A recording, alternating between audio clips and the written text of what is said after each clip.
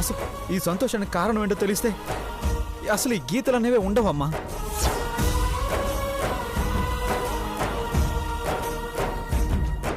అవునా?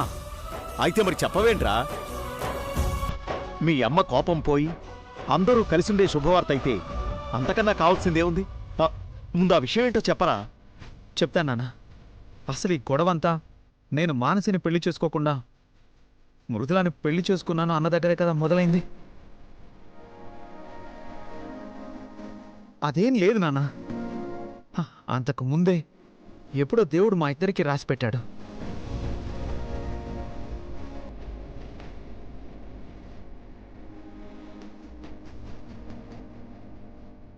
అమ్మా, ఆ రోజు నాకు యాక్సిడెంట్ జరిగినప్పుడు ఒక అమ్మాయి నాకు పాలు పోసిందని నీ గాజు బహుమతిగా ఇచ్చావు, గుర్తుందా? అది ఎవరో కాదమ్మా, మృదులే.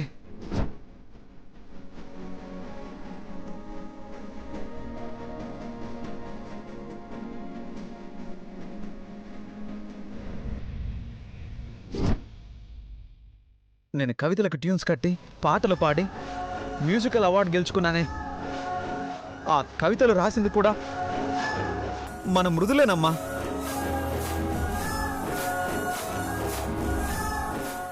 ఆ దేవుడే మమ్మల్ని ఒకరి కోసం ఒకరిని పుట్టించాడమ్మా.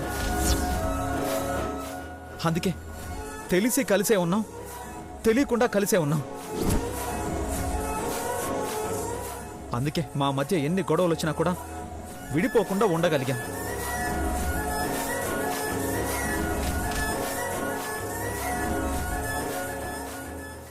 అవునత్తా, నా స్వార్థం కోసం నేను మధ్యలో వచ్చినా గాని కలిసి ఉన్నది వాళ్లే. ఎప్పటికీ కలిసి ఉండాల్సింది కూడా వాళ్లే. అసలు మృదుల ఈడనే ఉంటే నాకు బావతో ఏడ పెళ్ళైతదో, ఏడ బావ మృదుల దూరమైతారోనని ఆ దేవుడే నాటకమాడి ఏడనో బావకి మృదులకి పెళ్ళయ్యేలా చేసిండు.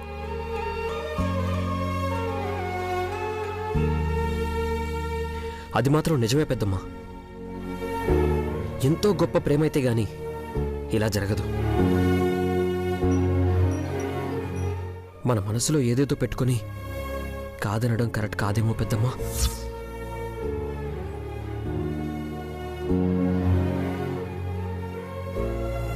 ఇంకా ఆలోచిస్తున్నావేంటి బ్రాహ్మణి? నువ్వు అనుకున్నట్టు మృదుల మన సంతోషాల్ని దూరం చేసేది కాదు,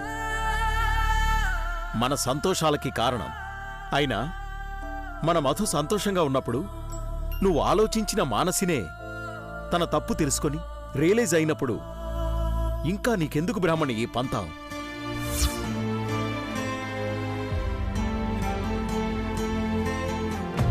మధు గారి ప్రేమ పొందినంత మాత్రాన నా జీవితం పరిపూర్ణం కాదమ్మగారు.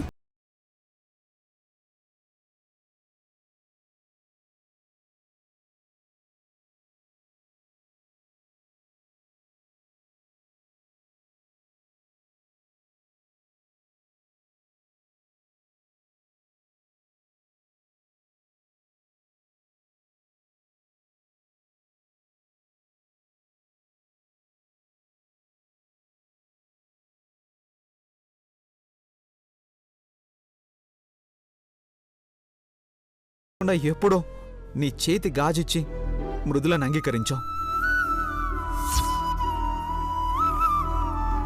మధ్యలో జరిగిన సంఘటనలు మనసులో పెట్టుకుని కాదంటావేంటమ్మా? అమ్మా, మనందరం కలిసి ఉండాలి, సంతోషంగా ఉండాలి.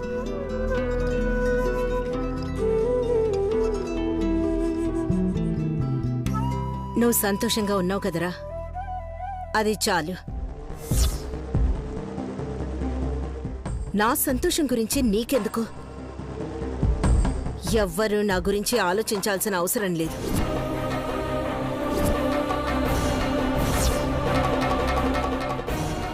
అత్త, పెద్దమ్మ,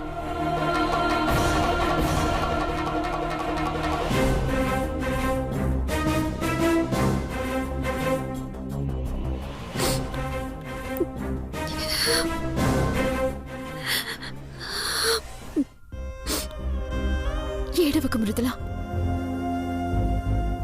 అసలు ఈ రోజు నేను స్టేజ్ మీద అత్తట్ల పొగుడుద్దని ఊహించలే. అది జరిగింది కదా, ఇది కూడా అట్లనే జరుగుద్ది. ఈ హద్దులు చెరిపి అత్త నిన్ను దగ్గరకు తీసుకునే రోజొస్తుంది.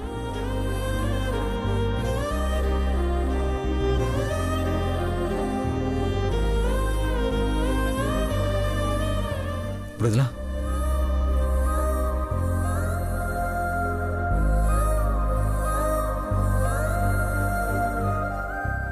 పద.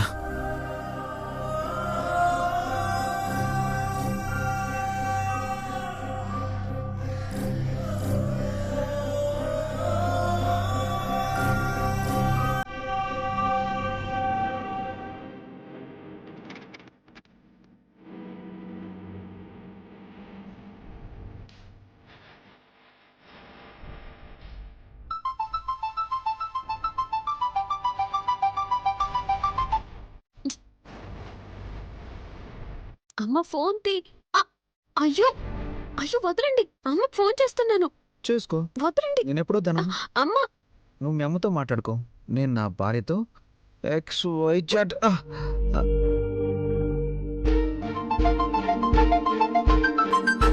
భారతి, ఫోన్ వస్తోంది. వస్తున్నానండి.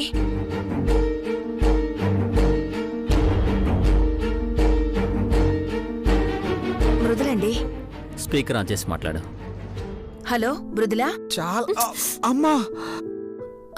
అమ్మా ఎలా ఉన్నావమ్మా? ఫంక్షన్ బాగా జరిగిందా? చాలా బాగా జరిగిందమ్మా. చాలా చాలా సంతోషంగా ఉంది. ఏంటమ్మా అంత సంతోషం? బ్రాహ్మణి మనసు మారిందా? నీతో సంతోషంగా ఉంటోందా? అంత అదృష్టం ఇంత తొందరగా ఎక్కడొస్తుందమ్మా? ఇంత సంతోషంగా ఉంటే అదే కారణం అనుకున్నాను. మరేంటమ్మా విశేషం? అది విశేషం అంటే అమ్మా అది నువ్వు ఇంత క్యాప్ ఇస్తే ఏదేదో అనుకుంటారు.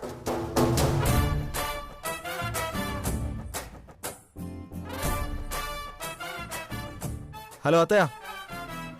ఏమైందయ్యా? మృదుల ఇంత సంతోషంగా ఉండటం ఈ మధ్యకాలంలో ఎప్పుడు చూడలేదు. ఈ మధ్యకాలంలో ఏంటత్తయ్య, నా లైఫ్లోనే ఇంత సంతోషం ఎప్పుడూ లేదు.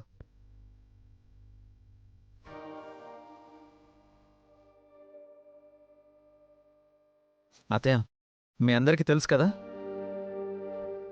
నాకు ఎవరో ఒక అమ్మాయి కవితలు రాసేదని.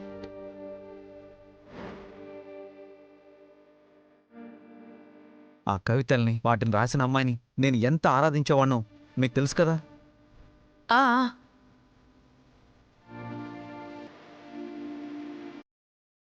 అనుకోకుండా మృదులతో పెళ్లి జరిగితే దేవుడు ఇలా చేశాడేంటా అనుకుని తాళిబంధానికి విలువిచ్చి మృదులతోనే జీవితాన్ని పంచుకున్నాను.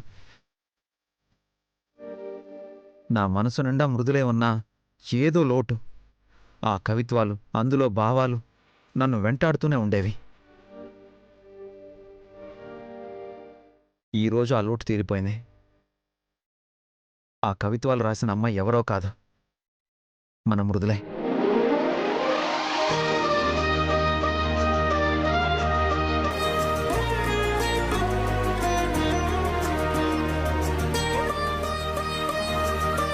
నిజమా మధు? అవును మామయ్య, దేవుడు నాకు న్యాయమే చేశాడు. నిజం ఆలస్యంగా తెలిసినా నిజమైన తోడుని ముందే ముడేశాడు. చాలా సంతోషంగా ఉంది మధు.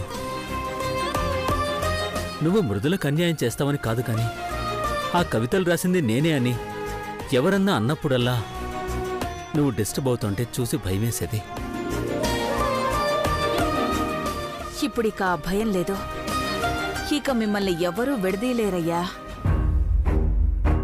ఎప్పటికీ మీరు సంతోషంగానే ఉంటారయ్యా, అది చాలు. అమ్మ మృదులా, చెప్పమ్మా. ఇప్పుడు నాకు చాలా సంతోషంగా ఉందమ్మా. నీ మంచితనానికి, అంతా మంచి జరుగుతుందనడానికి ఇదే నిదర్శనం.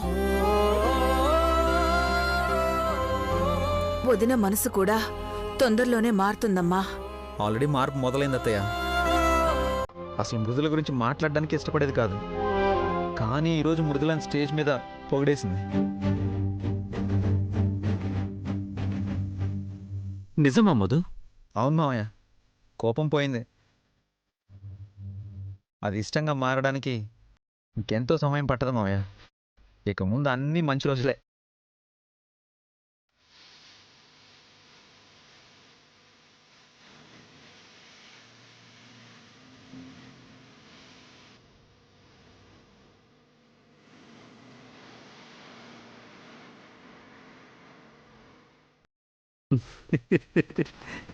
సరే మధు, ఉంటాం.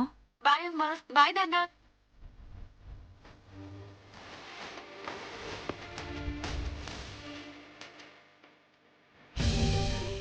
నమస్కారం అర్జున్ ప్రసాద్ గారు.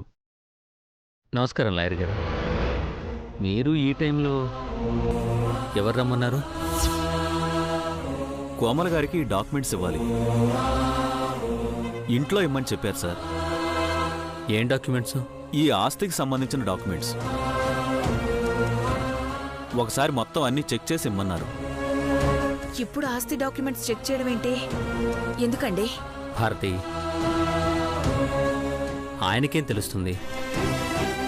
కోమలి చేయమన్నది చేశారు. మీరు వాటిని అక్కడ పెట్టండి. అలాగే సార్.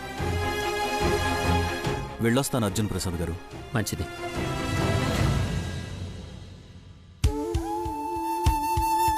అసలు కోమలి ఏం చేస్తోందండి? ఈ డాక్యుమెంట్స్ అవి ఇప్పుడు తీసిందేంటి? ఒకసారి చూడండి. భారతి, అవి కోమలికి సంబంధించిన డాక్యుమెంట్స్. మనం చూడడం పద్ధతి కాదు. అవి కోమలి డాక్యుమెంట్స్ కాదండి, ఈ ఆస్తికి సంబంధించినవి. కానీ సరయుకి ఇచ్చేశాం కదా భారతి, ఇంకా వాటి మీద మనకేం హక్కుంది? తప్పంతా నాదేనండి. అప్పుడు కోమలి ఇంట్లో నుంచి బయటకు వెళ్ళిపోతుందని భయపడి ఆస్తి సరియు పేరిన రాస్తానని మాటిచ్చాను. తరుణ్తో పెళ్లి జరగకపోయినా తొందరపడి రాసి తప్పు చేశానేమో అనిపిస్తోంది. ఆ తప్పు ఫలితం ఇప్పుడు అనుభవిస్తున్నావు. వద్దు భారతి, పొరపాటును కూడా అలా ఆలోచించొద్దు. మనం మాటిచ్చాం, దాన్ని నిలబెట్టుకున్నాం. అందుకు సంతోషమే కదా. అయినా పరాయి వాళ్ళకేమన్నా ఇచ్చామా? నా సొంత చెల్లెలకే కదా. తను సంతోషంగా ఉంటే చాలు. మీరు చెప్పేది నిజమేనండి, కానీ నాకే ఏం జరుగుతుందో వాళ్ళేం చేస్తారోనని భయంగా ఉందండి.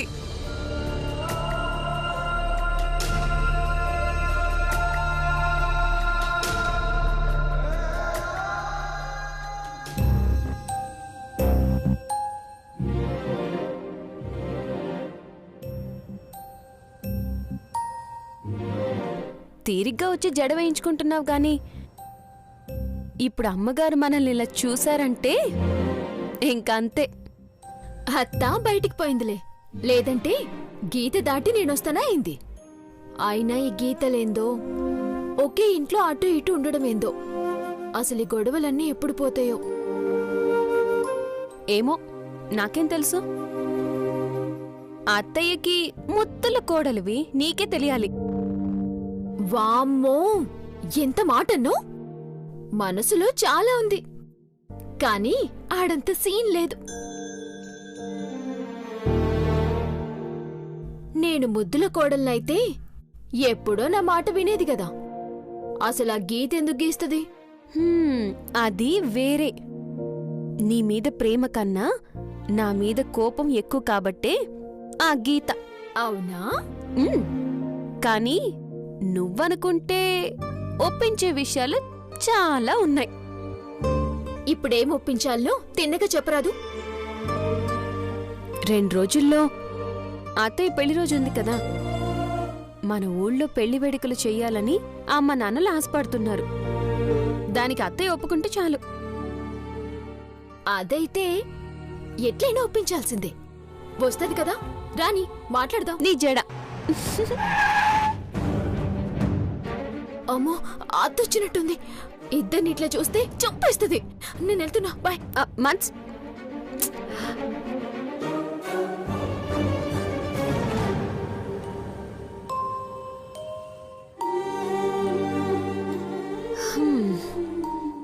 వచ్చింది అత్తయ్య కాదు, బావ. ఎవను? బావా? వామ్మో, నువ్వు కూడా బావ అని పిలుస్తున్నావా? ఇదెప్పటి నుంచి? అంటే బావా అంటే నాకు బావా అని కాదు, నీకు బావా అని. నేను మధుగారని పిలుస్తాను, బావా అని పిలిచే అంత సీన్ లేదు. అంత సీన్ లేదా? ఓయ్, మా బావ అంటే ఏందనుకున్నావు? ఓకే ఓకే ఓకే, మీ బావ పెద్ద తోపు తురుము, ఈ స్మార్ట్ శంకర్, 6 అడుగుల అందగాడు. ఇంతేనా? ఇంకేమైనా కావాలా? అది బావని ఆ మాత్రం ఆ రేంజ్ లో ఊహించుకోవాలి.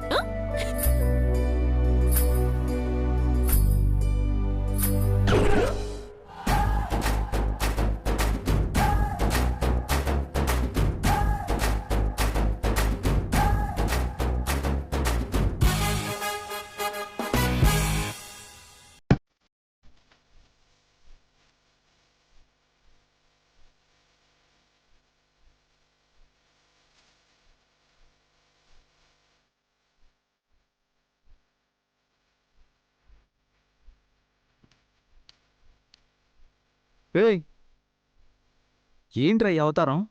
ఏం చేయమంటావు అన్నయ్య?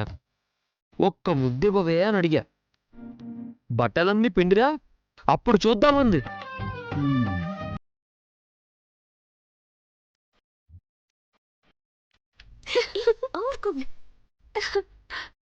కనీసం మొగుడన్న కనికరం కూడా లేకుండా చూడీదార్ నుంచి చీరల వరకు మొత్తం అన్నీ ఉతికించేసిందన్నయ్య. మానసి, అయినా నువ్వు ఉతకడం ఏంట్రా? వాషింగ్ మిషన్ ఉంది, లేదంటే పని మనిషికి ఇవ్వచ్చు కదా. వాషింగ్ మిషన్ పాడైంది, పని మనిషి వెళ్ళిపోయిందని చెప్పింది. నీ బొంద. ఆ? ఇందాకే మృదుల వాషింగ్ మిషన్ ఆన్ చేసింది, ఇప్పుడే పని మనిషి వెళ్తుంది. అవునా? హా. చూసావా అన్నయ్య, నాతో ఎంత దారుణంగా ఆడుకుంటుందో. నన్ను పిండారేయాలని డిసైడ్ అయిపోయిందన్నయ్య. పోనీ ఇంత ఉతికినా వెంటనే ఒక ముద్దిస్తుందా అంటే అది లేదు. మళ్ళీ దానికోసం కాళ్ళ వేళ బ్రతిమాలుకోవాలి. పూర్ ఫెలో, నిన్ను చూస్తే జాలేస్తుందిరా. ఆఫ్టర్ ఆల్ ఒక చిన్న ముద్దు కోసం ఇన్ని పాటలు పడాలా?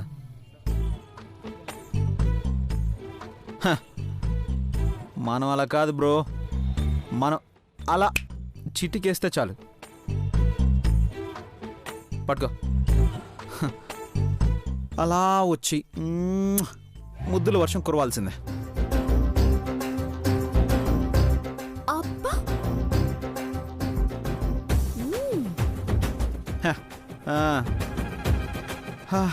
అబ్బా అమ్మా, ఊపిరి ఆడట్లేదే. వద్దన్నా, వదలదు తెలుసా?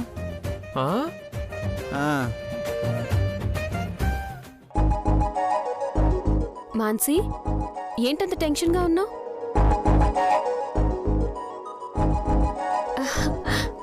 ఆశీర్వాద్ ఆట రోటీ చేస్తున్నావా, పూరి చేస్తున్నావా? ఇంతకీ మాకు పెడుతున్నావా లేదా? అసలే టెన్షన్గా ఉంటే నువ్వు ప్రశ్నల మీద ప్రశ్నలు వేస్తావేంది మృదులా? అయినా ఈ ఆశీర్వాద్ ఆటతో రోటీ పూరీనే కాదు, ఎన్నో రుచికరమైన వంటలు చేసుకోవచ్చు. నీకు తెలుసా? ఎందుకు తెలీదు? అసలు మొన్న ఆదిత్య తులసిల పెళ్లిలో అయితే ఎన్ని రకాలు చేశారో. అది సరే, ఇంతకీ నువ్వెందుకు టెన్షన్ పడుతున్నావో చెప్పు. అదేంలే, నేను గౌరవ్ కోసం ఆశీర్వాద్ ఆటతో ఏదైనా వెరైటీ చేద్దామని అనుకున్నా, కానీ ఏం చేయాలనో ఎట్లా చేయాలనో అర్థం కావట్లా. అంతేనా? నువ్వు అసలు ఏం టెన్షన్ పడకు, నేనున్నాను కదా. నీకు ఆ రెసిపీస్ ఎట్లా చేయాలో తెలుసా? నాకు నేర్పించు మృదులా, ప్లీజ్ మృదులా. మానసి, ఆశీర్వాద్ ఆటాతో ఎన్ని వెరైటీస్ చేయొచ్చు అన్ని రెసిపీస్ ఆశీర్వాద్.com వెబ్సైట్లో ఉన్నాయి, చూడు.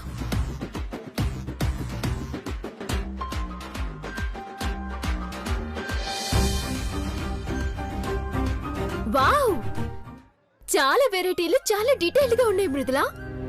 ఇట్లయితే నేను చాలా ఈజీగా వండేస్తా. అయితే కానీ మరి ఇంకెందుకు ఆలస్యం, ఒక రెసిపీ పిక్ చేసుకుని స్టార్ట్ చేయి. కానీ మనందరికీ సరిపడేలా వండాలి.